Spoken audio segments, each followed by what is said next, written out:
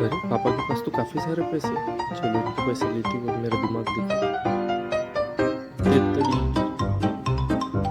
पापा मजा आया। ये देखो इतने सारे पैसे, इन पैसों से कुछ नया अंडे ले लो, अंडे ताज़े ताज़े अंडे। चलो बेटा ठीक रहेगा। पैसे तो काफ़ी ज़्यादा अच्छे हैं।